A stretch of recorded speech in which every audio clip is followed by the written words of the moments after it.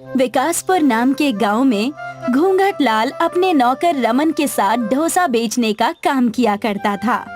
रमन घूंघट लाल के दुकान पर काम करता था।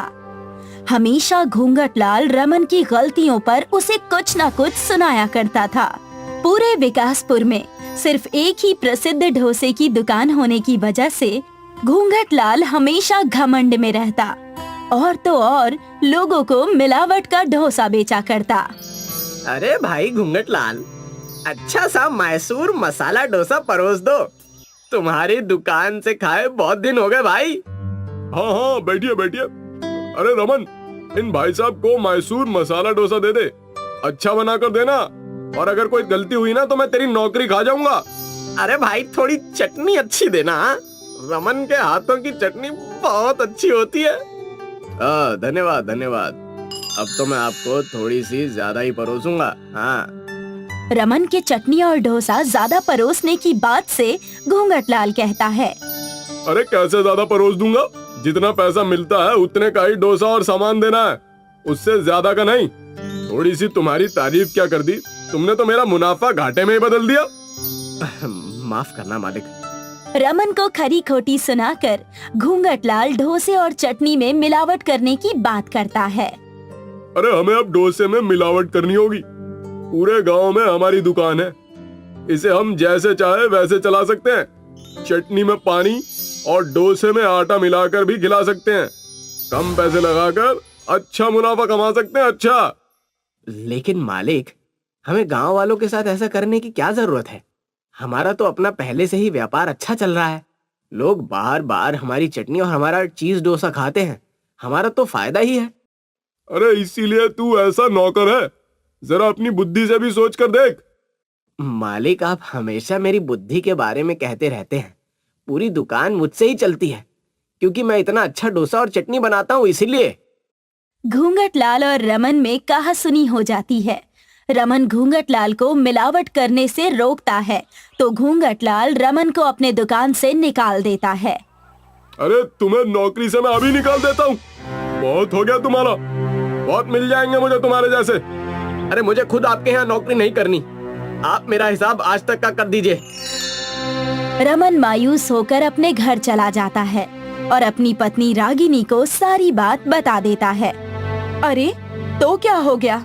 मैंने आपसे पहले ही कहा था कि आप अपनी खुद की एक दुकान खोल लीजिए। पूरे विलासपुर में सिर्फ एक ही डोसे की दुकान है और वो भी आपकी वजह से चलती है। घूंघट लाल तो बस आपसे पैसे कमा रहा था और कुछ नहीं। खुद लाख कमा के हमें बस 100 दे रहा था। अरे तुम समझ नहीं रही हो, मालिक तो मुनाफे के चक्कर में मिलावट पर उतर आए हैं। ये देखिए मैंने क्या बनाया है, छोटे छोटे बाल्टी मैंने अपने हाथों से बनाया है। मैंने सोचा था कि कब तक आप डोसे की चटनी कटोरी में देते रहेंगे, लोगों को हमेशा कम ही पड़ जाती है, इसीलिए बाल्टी बना दी थी।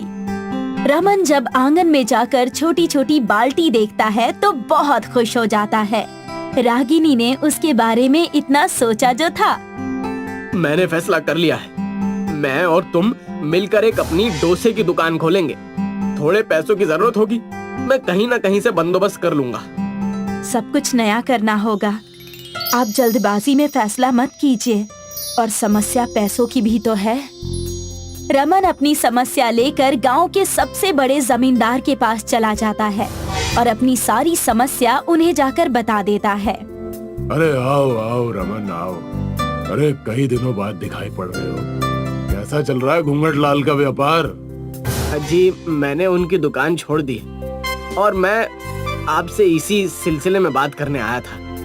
हाँ कहो, मैं क्या मदद कर सकता हूँ तुम्हारी? दरअसल मुझे कुछ पैसों की जरूरत है, मैं खुद की डोसे की दुकान खोलना चाहता हूँ। अरे भाई ये तो बहुत अच्छी बात है, मैं जरूर तुम्हारी मदद करूंगा, लेकिन तुम्हें उसके लिए मुझे हर महीने कुछ पैसे देने पड़ेंगे।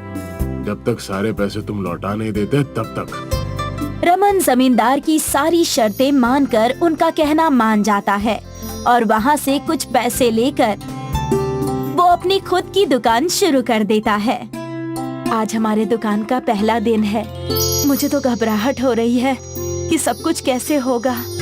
अरे हमारा सब अच्छा ही होगा, हमने सबका अच्छा किया है, हमारा कोई कुछ नहीं बिगाड़ पाएगा। विकासपुर के लोगों को जब पता चला कि रमन ने अपनी खुद की दुकान खोल ली है, तो सारे घूंघटलाल के ग्राहक रमन की तरफ आने लगे। और तो और पहले ही दिन बहुत अच्छी कमाई हुई। लोगों की भीड़ देखकर रमन के चेहरे की रौनक ही बढ़ गई।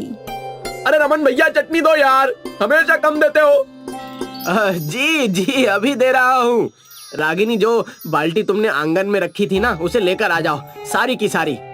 लोगों को रमन की डोसे और चटनी इतनी पसंद आती कि वो लोग दोबारा ले लेकर खाते थे। रमन ने तरकीब लगाई, रागिनी के बनाए हुए छोटे छोटे बाल्टियों में चटनी देना शुरू कर दिया, जिससे लोगों के पास एक बार में ही अच्छी खासी चटनी आ जाती और वो अपना चीजी बाल्टी डोसा खूब एंजॉय करते। घूंघटलाल ने अपने दुकान पर गांव के ही एक आदमी को काम पर रख लिया और उसे ही मिलावट का डोसा और चटनी बेचने को कहता। अरे एक तो हमारा मुनाफा पहले से ही बहुत कम हो गया और तुम हो कि धीरे धीरे हाथ चला रहे हो। जल्दी जल्दी काम करो। अरे कोई दुकान पर आता तो है नहीं, पूरा विकासपुर रमन के हाथ से चीज बाल्टी डोसा खाने लगा है। अरे तुम भी कुछ ऐसा ही आविष्कार करो जिससे हमारी दुकान फिर से चलने लगे। कई कोशिशों के बाद भी घूंघटलाल की दुकान नहीं चलती और एक दिन मिलावट का डोसा खाने की वजह से विकासपुर के जमींदार के बेटे की तबीयत खराब हो जाती है, जो डोसा उसने घूंघटलाल के यहाँ खाया होता है। जमींदार हड़बड़ी में अपने घर जाता है और वहाँ जाकर अपने बेटे को बेड पर तड़पता देखता है। अरे अरे अरे ये सब क्या हो रहा है? तुम्हें क्या हो गया बेटा? मैंने कुछ ही देर पहले घूंघटलाल के यहाँ का डोसा खाया था।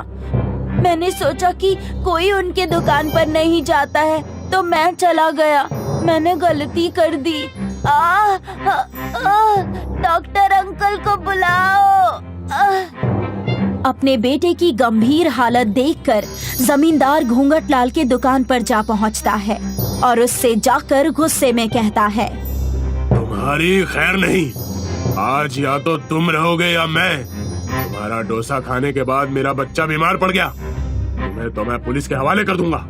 अरे मुझे माफ कर दीजिए जनाब, बड़ी भूल हो गई, मुझे माफ कर दीजिए। मिलावट और सस्ता सामान अब मैं कहीं नहीं बेचूंगा। ये सारी चीजें तुम पुलिस को जाकर बताना। अब चलो मेरे साथ। जमींदार घूंघटलाल को पुलिस के हवाले कर देता है। वहीं कुछ ही महीनों बाद रमन सारे पैसे जमींदार को लौटा देता है और उनके बेटे को आराम करने की सलाह देता है।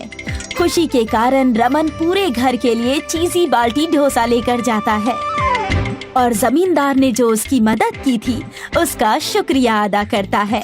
रागिनी और रमन का व्यापार बहुत तेजी से चलने लगता है और वहीं घूंघटलाल को उसके लालच की सजा मिल जाती है।